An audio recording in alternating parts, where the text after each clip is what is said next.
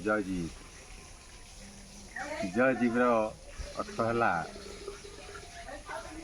जीवर कल्याण करवा। आज मु जोगी सुधाकर मुनि हेड पोस्ट गुड़ बालेश्वर मु आज आत्मचिंतन भावना करने को जाऊँगी। तेणु मो कथाटा हयतो कर्कश हो पारे किंतु भल भाव विचार करके देखिए जे मो कथारे तार तत्व को जानवर अच्छी। आगु को आसूची दुर्गा पूजा। दुर्गा पूजार अर्थ हूँ दुर्ग को जे नाश करे से हूँ दुर्गा पूजा। तेणु दुर्ग अर्थ हूँ धन अंधार। तेणु से दुर्ग हूँ आम भितर दुर्ग को आम सेते जय करिपरिबा जेतेबेले आम समस्त मन प्राण विवेक सबको एक करी जदि आम गोटे जगार लगे दियंती ताहले आम निश्चित भाव में दुर्ग को जय करिपरिबा।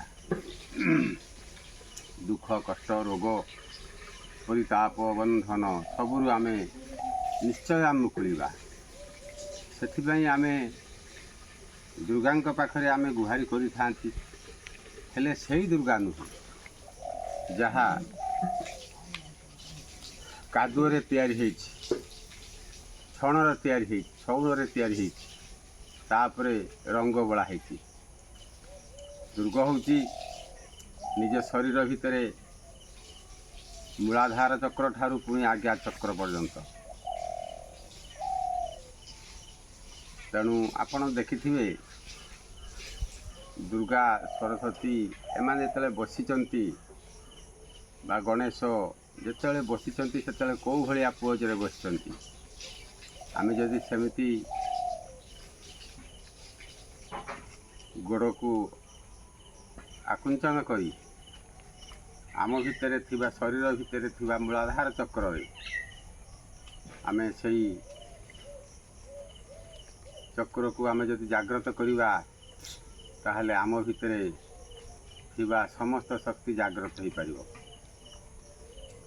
तेणु ताहा होछि योग भित्तिक कथा। तेणु आमे समस्ते योग केंद्रिक हुअन्तु। योग द्वारा मनुष्य समस्त निरापत्ता ताको मिलिजिवो। बिना जोगरे कई जणे भगवान को पाइबा असंभव। बिना जोगरे कौन सी शक्ति को पाइबा असंभव। तेणु आमको जदि निज भितर शक्ति जागृत ही नहीं सारा संसार शक्ति जागृत हेले किसी भी आमे पाई परिबा नहीं। तेणु आमे निज को जागृत करने को पड़िबो। निज भितर शक्ति को जानवा को पड़िबो। तेणु निज भितर शक्ति को जागृत कले आमे निरोग सुस्थ दीर्घायु आर्तत अंतर्मुखी आमे जेते हवा सेते आमको ईश्वर प्राप्तिर रास्ता मिल। तेणु से मु समस्त को कहबी आपण माने आत्मज्ञानी हवा उचित। आत्मज्ञान हूँ सर्वश्रेष्ठ ज्ञान। जे पर्यंत आम आत्मज्ञानी है नहांती से पर्यंत संसार भितर आम किसी भी लाभ पाइबानी। तेणु दुख रोग शोक परिताप बंधन भितर खाली उबुटू हवा छड़ा आम पाखरे आउ किसी भी रास्ता नहीं। तेणु आम योग मार्ग रे जदि आम जीवा आम समस्त भोगर अधिकारी हो पारिबा। आ जेते सब योग मार्ग रे जाइछंती केवल सही माने ही केवल समस्त कथा को विचार करी ताकू भीतर जागृत करी सारा संसार कल्याण अर्थरे लगे। आज एतिक थाऊ।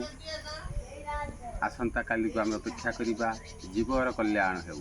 जय हिंद।